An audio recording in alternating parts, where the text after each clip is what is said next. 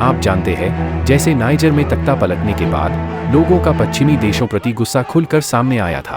प्रदर्शनकारियों ने सड़कों पर उतरकर रूस और उसके राष्ट्रपति पुतिन का समर्थन करते हुए पोस्टर और बैनर निकाले थे। कुछ वैसा ही अब वेस्ट बैंक में देखने को मिला, जहां इजराइल की गाजा में जारी सैन्य कार्रवाई और अमेरिका से मिल रहे पूरे समर्थन जमकर विरोध किया गया। वेस्ट बैंक में फलस्तीन के प्रदर्शनकारियों ने एक बड़ी रैली का आयोजन किया। इस दौरान इजरायली कार्रवाई का जमकर विरोध किया गया। गाजा के फलस्तीनियों के साथ एकजुटता दिखाने लिए प्रदर्शनकारी हेब्रोन की सड़कों पर उतर आए। रैली के बाद कुछ प्रदर्शनकारियों ने इजरायली फोर्स पर पत्थर फेंके और टायरों में आग लगा दी। खास बात है कि रैली में प्रदर्शनकारियों के हाथों में रूस और हमास के झंडे भी देखे गए। इस दौरान प्रदर्शनकारी रूस के राष्ट्रपति पुतिन और उत्तर कोरिया के नेता किम जोंग की तस्वीरें भी लहराती दिख रही हैं। ये पहली बार जो फलस्तीन की समर्थन में पुतिन और किम जोंग की तस्वीरों को दिखाया गया है। प्रदर्शनकारियों ने रूसी राष्ट्रपति पुतिन और कोरिया के किम जोंग के समर्थन में पुतिन जिंदाबाद और किम जोंग जिंदाबाद के नारे भी लगाई दिए।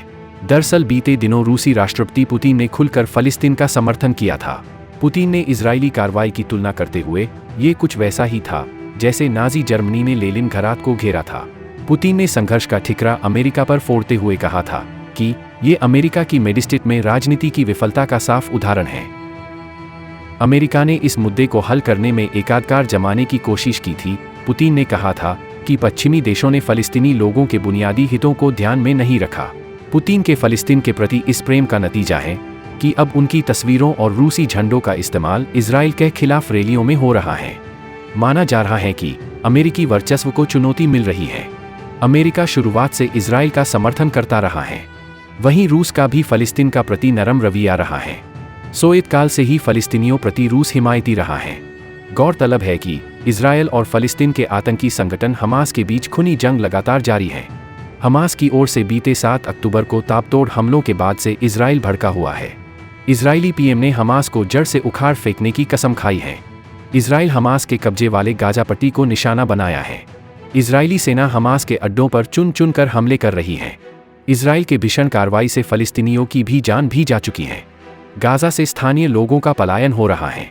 इजराइल की कार्रवाई से गाजा को जानमाल दोनों का नुकसान हुआ है।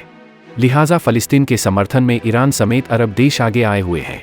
वहीं इजराइल के साथ अमेरिका और पश्चिमी देश खड़े हैं। फलस्तीन के समर्थन में बहुत देशों में प्रदर्शन हो रहे हैं। इसी का नतीजा है कि इसमें रूसी राष्ट्रपति पुतिन की भी एंट्री हो गई है। बताया जाता है फलस्तीन के समर्थन में उत्तर कोरिया भी शामिल होने की आशंका है। उत्तर कोरिया ने अमेरिका और इस्राएली को चेताते हुए परमाणु बम की धमकी देने की खबर है। Bureau report, Zamzam news India.